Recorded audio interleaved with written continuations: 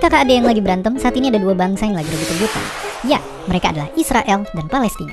Tapi bukannya ngerebutin seremeh mobil-mobilan, mereka ngerebutin sesuatu yang lebih besar, sebuah wilayah di Timur Tengah. Banyak pihak yang akhirnya jadi ngambil sisi, baik itu ngedukung Israel atau ngebela Palestina. Mungkin kalian juga gitu. Tapi pertanyaan terbesarnya adalah, siapa pihak yang dalam tanda kutip lebih benar? Buat nyari tahu jawabannya, kita nggak bisa nyuruh mereka sweet aja dan terus siapa yang menang. Ya, ini karena masalah mereka begitu ribet berlarut-larut dan ngelibatin banyak pihak. Intinya, buat gambaran, inilah peta Israel-Palestina yang lagi diributin saat ini, yang udah kayak puzzle berantakan. Pihak Palestina ngerasa kalau wilayahnya kian tahun semakin mengecil karena diambil Israel. Di sisi lain, Israel nganggep kalau wilayah ini ya emang punya mereka. Dan masalahnya juga makin diperparah karena kedua belah pihak yang sama-sama ngeklaim kota satu ini sebagai ibu kotanya. Oke, sebelum kalian juga ikutan perang di kolom komentar, mari langsung kita bahas. Jadi, sebenarnya pihak mana yang benar? Biar adil, mari kita bahas satu-satu. Pertama, dari sisi Palestina. Sebenarnya Palestina punya sejarah yang panjang. Tapi kalau ditarik dari awal pertikaian, dia ini sebenarnya adalah wilayah dari sebuah kekaisaran yang mayoritas beretnis Arab. Singkat cerita, gara-gara kalah perang dunia, wilayah Palestina jadi masuk ke bagian negara Eropa satu ini. Dan dari sini ternyata masalah mulai muncul. Mulai dari sang pendatang yang ngejanjin wilayah ke pihak seberang, diikuti perang yang berkecamuk, pengungsian besar-besaran, perang lagi, wilayah yang semakin dicaplok, hingga saat ini masalah pemukiman ilegal, kemiskinan, dan berbagai ketidakadilan lain yang bikin satu dunia ikutan pusing. Dari semua masalah ini, tentu mereka hanya ingin hidup aman di sebuah negara yang merdeka. Walaupun kelihatannya, perjuangan mereka masih panjang. Di sisi lain, Israel, sebuah negara yang punya banyak fans maupun haters. Sama kayak tetangganya, selain punya sejarah yang panjang, Israel juga punya sejarah yang kelam.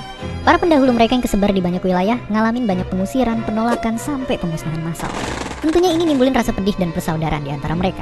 Keinginan untuk punya rumah sendiri pun akhirnya muncul. Hingga akhirnya impian mereka terwujud, walaupun ditentang habis-habisan bahkan sampai dikeroyokin berulang kali.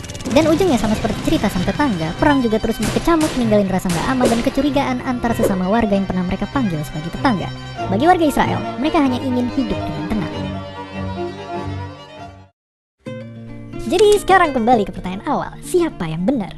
Dari sinilah mungkin kita bisa belajar satu kesimpulan. Politik, sejarah, dan ilmu sosial itu sifatnya abu-abu. Mulai dari pasangan artis yang cerai, anak SD berantem, perang dunia, hardikan netizen Indonesia, sampai kita sendiri yang mungkin juga pernah berantem sama orang, kedua belah pihak itu dalam tiap konflik pasti punya ceritanya masing-masing. Makanya jawaban jujurnya adalah, dua-duanya benar, menurut mereka masing-masing. Dan video ini ataupun kok bisa susah banget nyimpulin hal kayak ginian. Coba jadiin video ini jangan kayak WhatsApp hoax yang langsung ada jawabannya. Justru coba jadiin video ini, bagi yang tertarik tentunya, sebagai pemicu buat kalian. Minimal buka Wikipedia dan baca konflik ini dari awal sampai hari ini tuh gimana.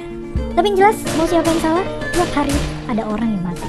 Dan prioritas nomor satu adalah perdamaian.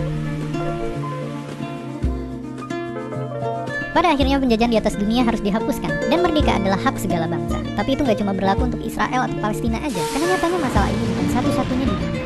Sejarah nyatet hal yang sama terjadi di Vietnam, Korea, Serbia, Bosnia, Sudan, Kashmir, dan banyak lainnya. Dimana semua dikomporin sama hasrat berkuasa yang membabi buta. Akankah pertikaian ini berakhir? Nggak ada yang tahu. Jawabannya yang jelas seperti apa kata penulis ini, nggak akan ada satu perang pun yang bisa mengakhiri semua peperangan. Dan seperti biasa, terima kasih.